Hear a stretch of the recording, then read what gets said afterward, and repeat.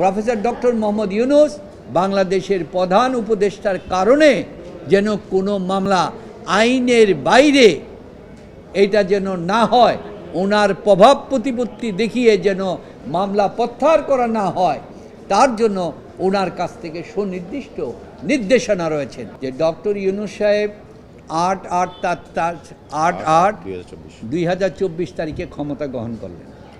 ক্ষমতা গ্রহণ করার পর দেখা গেল রাতারাতি মামলার পরবর্তী ডেট ছিল, অ্যান্টি কারাপশনের পরবর্তী ডেট ছিল 9/8। সুতরাং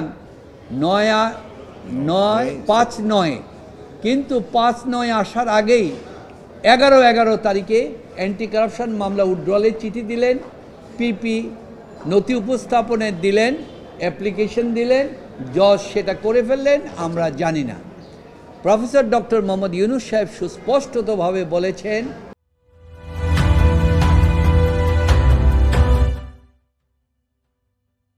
আমি রাষ্ট্রীয় অধীনে থাকার ফলে কখনো যেন রাষ্ট্রীয় কোনো সিদ্ধান্তে আমার মামলা বাতিল গ্রহণযোগ্য হবে না।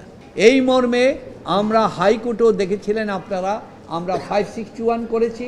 সেই 561 যখন আমরা অ্যাপিলেট ডিভিশনে গেলাম, তখন অ্যাপিলেট ডিভিশন আমাদেরকে প্রশ্ন করলো, তোমার তো মামলাই নাই, আমরা কীভাবে কোয়াশ করব। আমরা তখন উত্তর দিয়ে বলেছিলাম, সাপ্লিমেন্টারি এফিডেভিট দিয়ে বলেছিলাম, my lord, supreme court appellate ডিভিশনের অর্ডার অনুযায়ী, অর্ডিন্যান্স অনুযায়ী আমরা যে নির্দিষ্ট সময়ের ভিতরে মামলা দাখিল করতে হয়, নির্দিষ্ট সময়ের ভিতরে আমরা সুপ্রিম কোর্টে আপিল দাখিল করেছি, লিভ টু আপিল।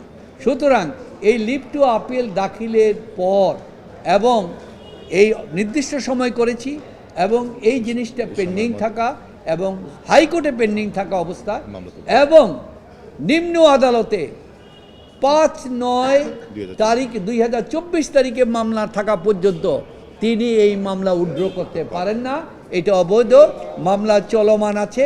সুতরাং আইনের ভিত্তিতেই প্রফেসর ডক্টর মোহাম্মদ ইউনূস বলছেন, যদি আইন আমাকে দোষী সাব্যস্ত করে, আমি প্রধান উপদেষ্টা হই আর যাই হই, আমি আইনের প্রতি শ্রদ্ধাশীল থাকব, এটা আইনের মাধ্যমে বিচার হবে। প্রচলিত গত সরকারগুলিতে আমরা দেখেছি, কারণ আপনারা দেখেছেন আজকে যে সুপ্রিম কোর্ট আপিল বিভাগে যে বিচারপতিরা নিয়োগ হয়েছেন, ওনাদের কাউকে কি ওভারটেক করে আনা হয়েছে?